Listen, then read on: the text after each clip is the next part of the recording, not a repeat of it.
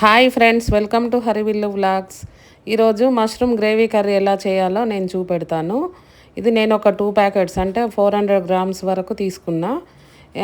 వాటికి తగినంత మెజర్మెంట్స్ అన్నట్టు. వీటన్నిటిని కొంచెము వేయించుకుందాం. వేయించుకొని వాటర్ పోసి గ్రేవీ లాగానన్నా చేసుకోవాలి. ఇప్పుడు ఈ మసాలాలన్నీ కొంచెం ఫ్రై చేసుకుందాము. పల్లీలు, గసాల, కొంచెం కారం, కొంచెం కొబ్బరి, ఒక 5 మినిట్స్ కలర్ మారే వరకు చేద్దాం. అన్ని కలర్ మారినాయి. ఇప్పుడు ఆఫ్ చేస్తాను. ఆఫ్ చేసి మిక్సీ పట్టుకుందాం. అట్లనే గ్రేవీకి టమాటా ఉల్లిగడ్డ కొంచెం గోలించుకొని ఉడికించుకొని అది కూడా మిక్సీ పట్టి పెట్టుకుందాం. ఉల్లిగడ్డ వేసుకుందాం, టమాటా ఫ్రై అయినాక కొన్ని వాటర్ పోసి ఉడికించుకోవాలి. ఫ్రై చేయలేదనుకో కొంచెం ఒగరొగరు వస్తుంది అన్నట్టు, ఉల్లిగడ్డది అవుట్ వస్తుంది. కాబట్టి ఫస్ట్ కొంచెం ఆయిల్ వేసి ఫ్రై చేయాలి.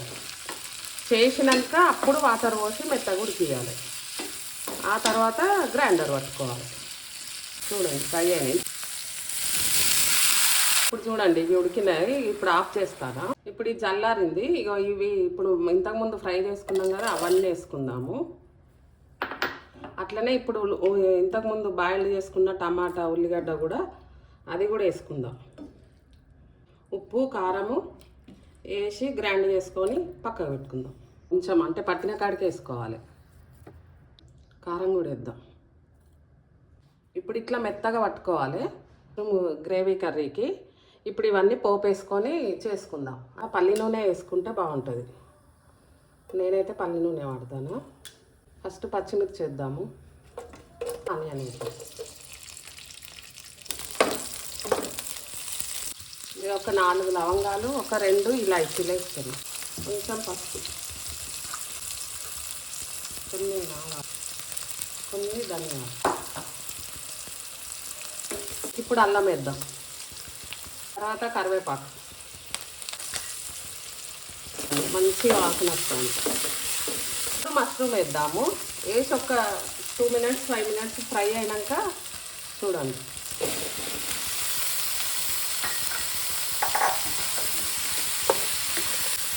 కొంచెం ఏమన్నా స్మెల్ లాగా ఉంటే పోతుంది అన్నట్టు, ఇట్లా వాటర్ లేకుండా ఫ్రై చేస్తే. ఇప్పుడు ఇట్లా ఒక 5 మినిట్స్ ఉంచుదాము.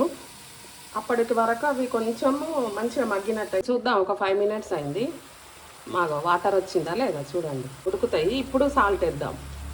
సాల్ట్ కొంచెమే పడుతుంది. అందులో కొద్దిగా ఉంటుంది సాల్ట్ లాగా ఫ్లేవరు, కాబట్టి కొద్దిగా వేసుకుంటే సరిపోతుంది. బగారా రైస్లకు అట్లా వేట్లకైనా చాలా బాగుంటుంది. చపాతీ మీదికైనా బగారా అన్నం వండుకొని ఇది పెట్టుకొని తింటే కూడా చాలా మంచిగా ఉంటుంది టేస్ట్. మళ్ళీ ఇంట్లో అన్ని ప్రోటీన్స్ ఉంటాయి కాబట్టి మంచిది కూడా. ఇప్పుడు దగ్గరికి వచ్చినాయి కదా, ఇప్పుడు ఈ గ్రేవీ వేసుకుందాం. మనం చేసి పెట్టుకున్నాం కదా, ఆ గ్రేవీ వేసుకొని దగ్గరికి తీసుకోవాలి.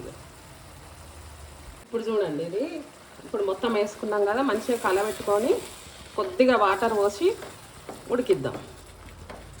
వాటర్ పోసి కొంచెం మూత పెట్టి అదే మీడియం ఫ్లేమ్లో ఉంచి చేస్తే అయినట్టే.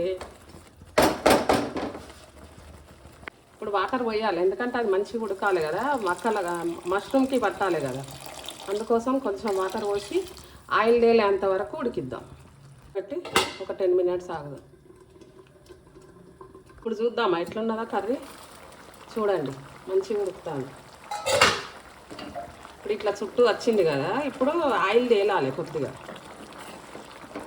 అప్పుడు గరం మసాలా ధనియాల పొడి వేసుకుందాం దించే ముందు.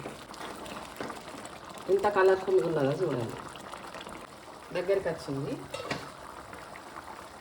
ఇప్పుడు రెడీ అయినట్టు కర్రీ. చూడండి మంచి గుమగుమ వాసన వస్తుంది. ఇప్పుడు గరం మసాలా, ఇది ధనియాల పొడి.